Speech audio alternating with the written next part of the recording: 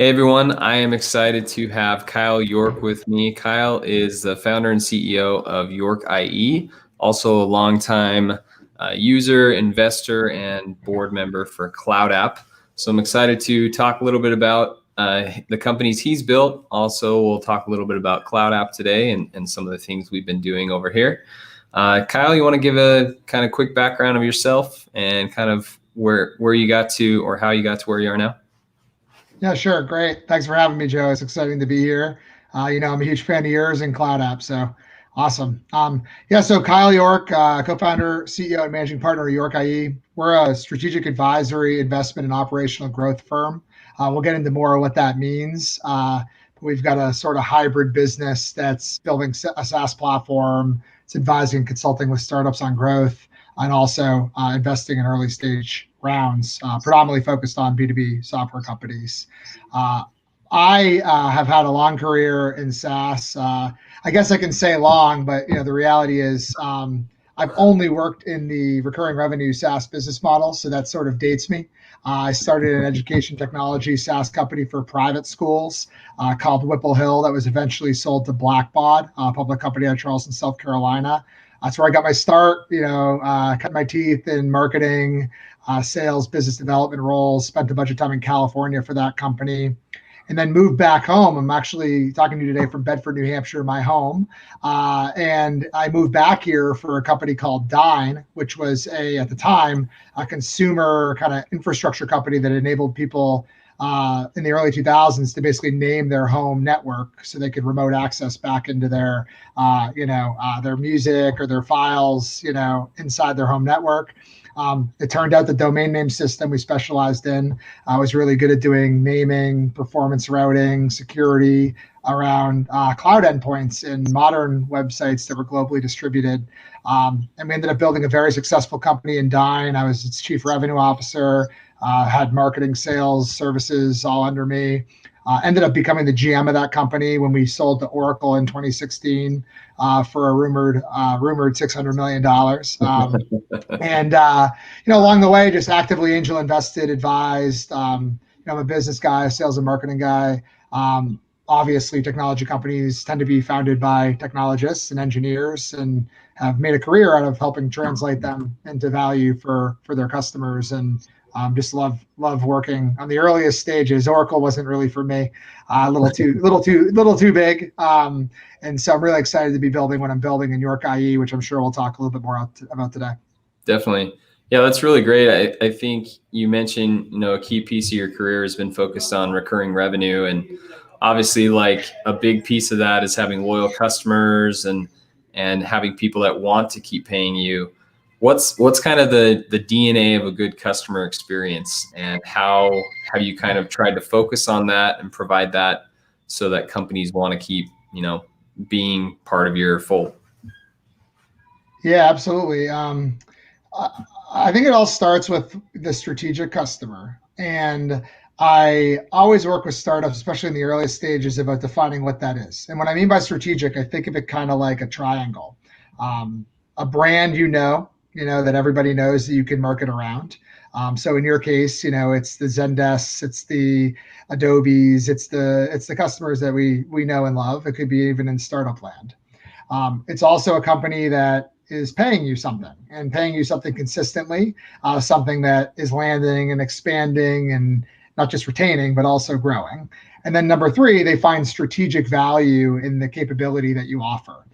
These end up being your lighthouse customers, your referenceable customers, the customers that not only you put a logo on a web page, but will actually take a call from a prospect and sit on your customer advisory board, do webinars, which you do frequently, collaborate with you on cross marketing functional stuff. So I think when it comes to that, I think a lot of startups struggle with that trifecta, right? And getting customers that fit into those three things. Many times you'll see a company that's a big logo and might find the company to be strategic value, but they pay you $50 a month, right? Or, hey, they might pay you 10 grand a month, but no one's ever heard of them and they don't even find the product or capability valuable. So I think once you nail that trifecta and you build your sort of go-to-market to make that repeatable across market segments and industry verticals, at that point in time, I think is when you can really start to focus on that customer experience in app and the customer experience as they relates to documentation, support, customer service, customer success, those types of things. But until you nail that trifecta and you can make that repeatable, it's almost premature to even overly obsess over that. So, and that's a rise of a startup type of challenge, and when to sequence that out and nail that. But I think it really comes down to all those things. And the moment that those companies can be referenceable, you got to obviously not take advantage or overuse each individual customer so that they actually do it. I think that's when you've nailed the customer experience and the relationship experience with those customers.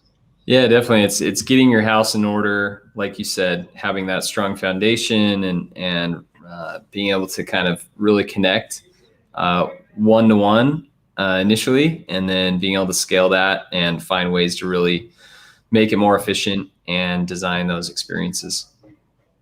Yeah, and I think don't underestimate the relationship building. I think so much these days, especially in software, is sort of hands off, and you hear a lot about like product-led growth and all those things. They're all wonderful, but I think your company and its life cycle will ebb and flow when you're the technology leader, when you're the relationship leader, when you're the brand leader, when you're the customer experience leader. These things kind of are a little whack-a-mole, meaning they don't always expose themselves all at the same time.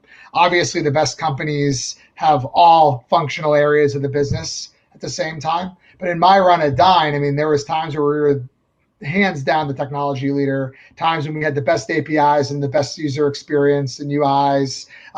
There was times when, the only thing we really could control was the relationship cultivation, the support, the customer experience. Because again, if you have a good relationship, if the product has issues or bugs, or you launch a new GUI and you're getting customer complaints, you can work through it. So I think you really need to root that in building your organization to make relationships first and foremost, and be able to expose executives. You can't just push relationships down into the org. It needs to be up, down, up across the board. Yeah, and so we're kind of in like relationships are obviously key, but we're in this like business travel is obviously way down. People aren't connecting the way they used to currently. How can video and visuals, obviously talking maybe a little bit about Cloud App here, enhance your connection with the customer when maybe you can't fly out and have dinner with them? Yeah, I mean, well, first of all, even pre-COVID, you weren't flying out and meeting every customer face to face anyway. So I think you certainly were in that trifecta I just mentioned, or maybe you had $100,000 client, or maybe it's a no brainer, I need to go sell Netflix as a customer. So I think you have a different sort of tiered relationship structure that you've always had as it relates to how do you build those relationships. I think now more than ever, something that, I've seen talked about a little bit right now, but not as much as you think, the personal brand and the personal accessibility, relatability, kind of connection you make is more important than ever for companies, because people are so clearly representing the companies.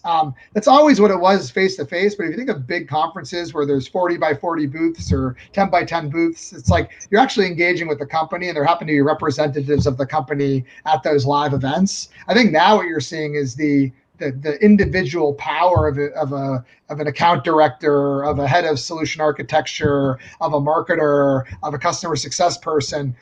Actually, more and more power is being put in their hands because of the tools like Cloud App that enable that direct connection. And it's all about access, transparency, genuineness, authenticity. Your people are becoming even more important stewards and cruise missiles for your brand building, right? And your customer engagement. So I can tell you from my perspective, it's just shining an incredible light on personal brand, on the need to be who you are at home, who you are at work, have those things intersect and have it be all the same. I mean, a kid could run in here at any minute, and I need to be the exact same person with my family that I am in my work setting, and my work environments are on a podcast interview, right? So I think it's never shined a bigger light on that, and it's why you're seeing such a boom in enterprise software. I mean, the public markets are up nearly 25% since the beginning of COVID this calendar year. Private companies, I'm seeing just investments continue to shine, and companies like Cloud App are just poised because from day zero they were built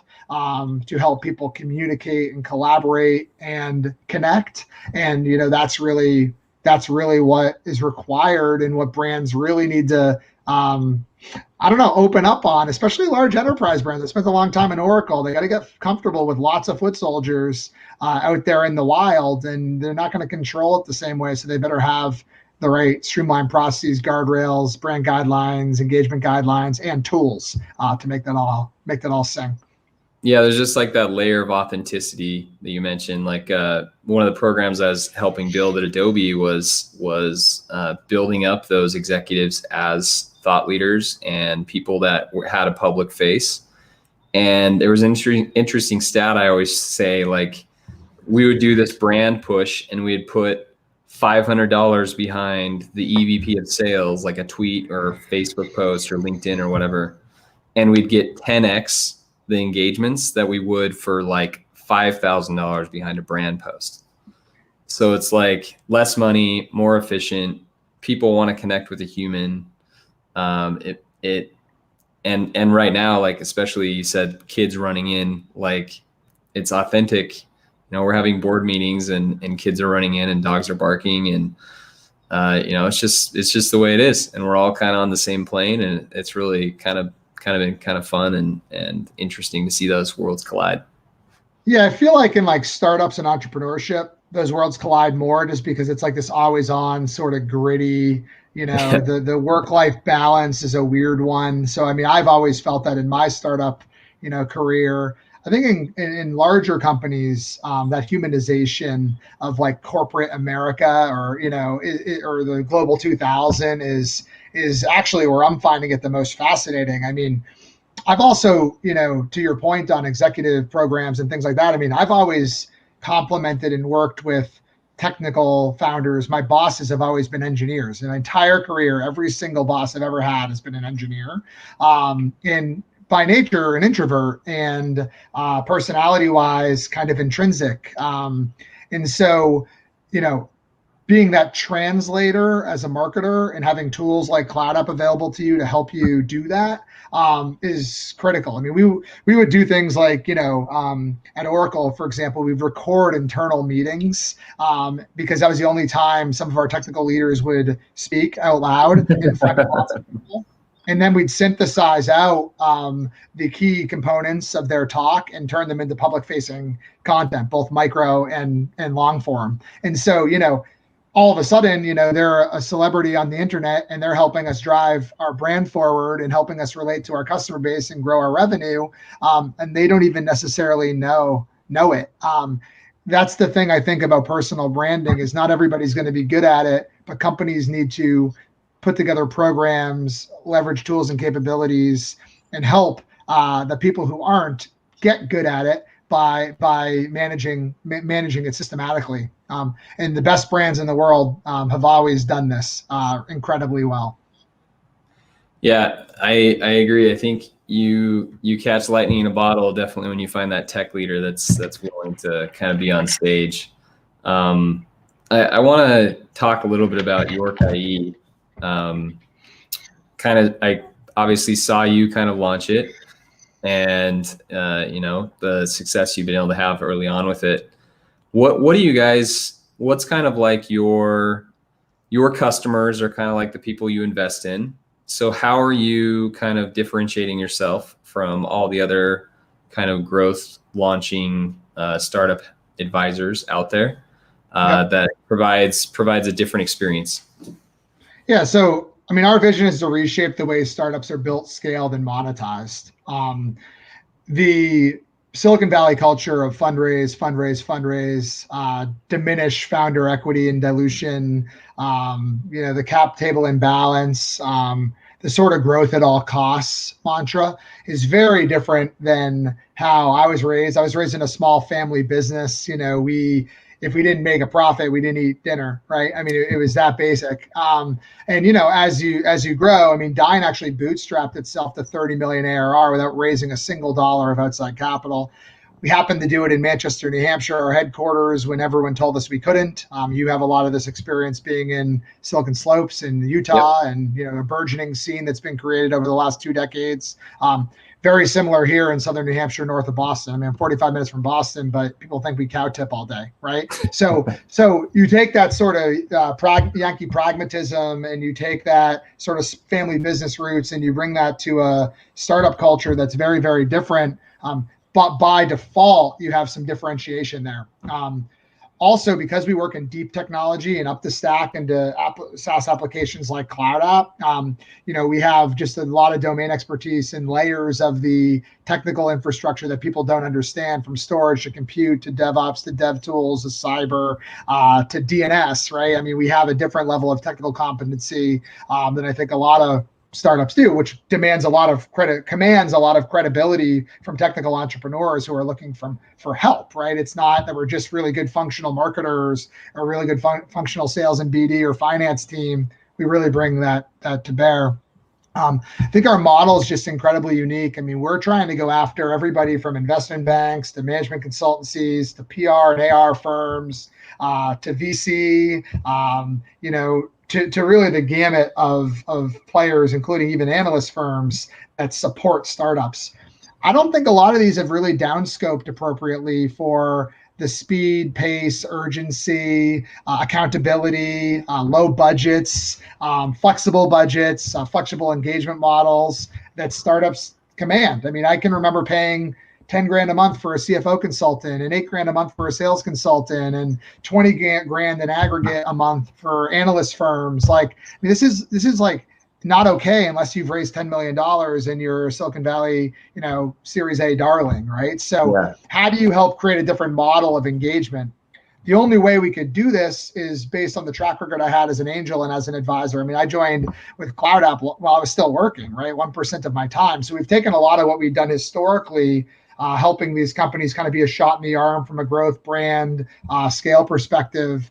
And the only way to make it scalable is for me to build a large team that I've self-funded, as well as build a technology layer to help automate a lot of the mundane and basic workflows. So we have a market data and analytics platform currently in internal beta that we plan on launching in the spring of next year that really helps companies discover, track, report on companies, markets, go-to-market activities. I think it's going to really kind of come at the world from a market competitive intelligence perspective very differently, and also enable us to create more engagement models, because there'll be like a self-service way to work with York IE that isn't so heavy-handed. We also don't only work with investments. We have about 25 active engagements right now. About 15 of them are investments as well. So we layer on the advisory consulting. We call them modules because we've kind of productized it. And then on top of that, we will work with companies that are later stage or too early, or not in our direct. We have a couple consumer and marketplace brands. We predominantly invest in B2B SaaS, but we can still help, right? So we try to find different kind of engagement models and be super flexible. And that's possible because we don't have outside VCs for York IE's management company. We also don't have a traditional fund. We operate a evergreen syndicate model. So we have high net worth individuals, family offices who give us a 5-year commit annual pledge, and we're able to go to that in our investment model. So again, without collecting management fees from them, gives us even more flexibility. So there's lots of different angles we take on it. I think at core, though, we're not retired operators. We're active operators. We're building our own SaaS platform. We're an extension of the operating teams that we are working on. I just passed $1 million ARR last week, on 9 months of, our go-to-market. And, my goal is to build a great company. Don't let me catch Cloud App, and build a great company. And I think the companies you back, whether through investing, advising, or consulting or product, eventually appreciate the fact that we're coming from the active school of hard knocks, not just the career legacies we created on top of our past experience. Definitely. Yeah. I mean, I think you pointed out a lot of really cool things that York IE is doing. What is kind of like, take me in the evaluation process, like when you decide to invest in someone, how do you kind of figure out what's step one, what's playbook one for probably different for each company, but how do you kind of assess what to do first with a startup you've invested in? Yeah, well, I mean, frankly, this is really, really difficult because of our inbound deal flow. The one thing we do not have a problem with is deal flow. We see somewhere in the neighborhood of 40 to 50 inbound software companies per month that come to our website or come to us on LinkedIn or come to our social channels or read our newsletter and engage with us about a funding round or a potential funding round. So imagine that. So we had to really get really rigid about creating a team and a process and a structure to evaluate the tippity top of the funnel to decide who we're even going to take to the next step. So my team doesn't really even bring me in until it's a company that they can see that us investing in, and they want me to learn more. So it's kind of like no different than a sales pipeline of when do you bring in your executive sponsor to help close a deal or to evaluate a deal or to negotiate a deal.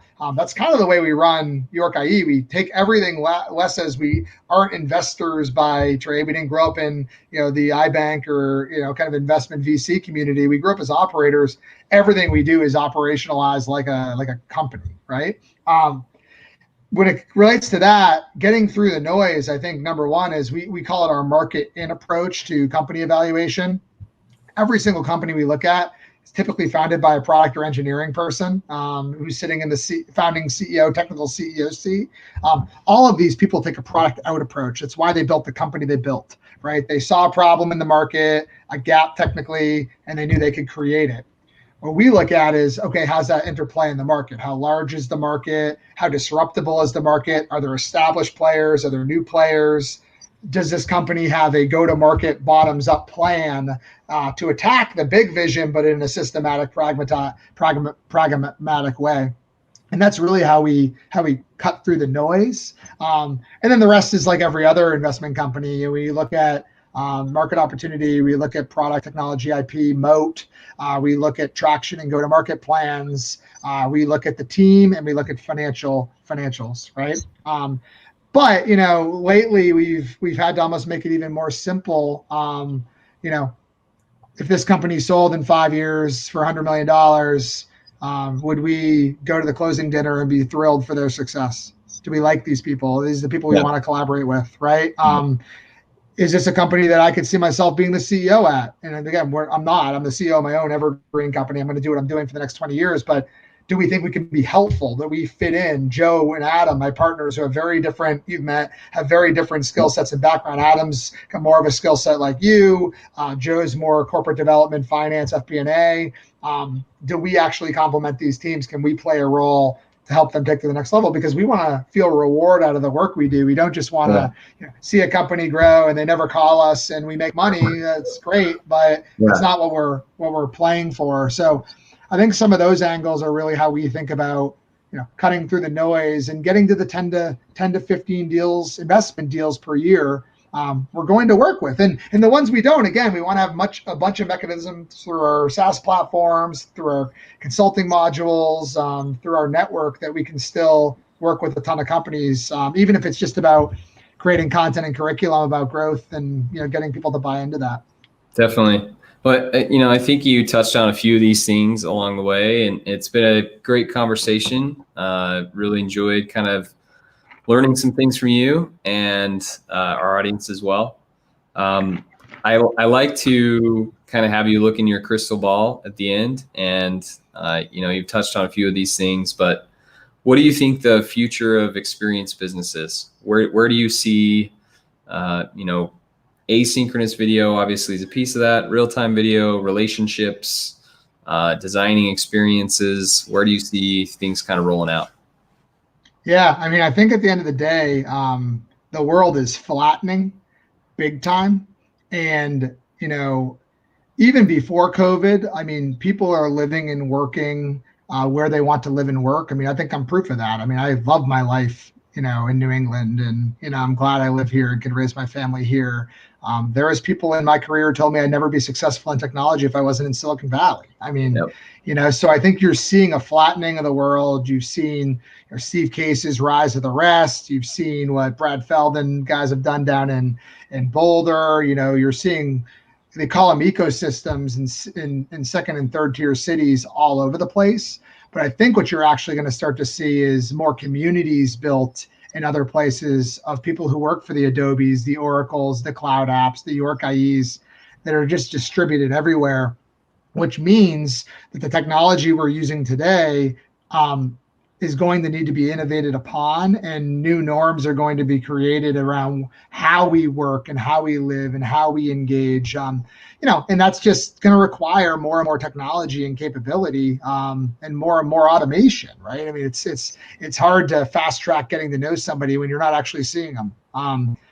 Even in our investment decisions we're making, going back to the last question a little bit, Joe, I have to do way more back channeling, black ops, sketchy stalking, or when we decide to invest in someone I've never met in person and I can't look them eye to eye, right? Shake their hand, right? So the world of like research and data and tracking individuals and companies and markets. I mean, a lot of what we're building in York IE's Fuel platform that we'll bring to market or eventually, it's less about the human to human and more about market spaces and trends and companies.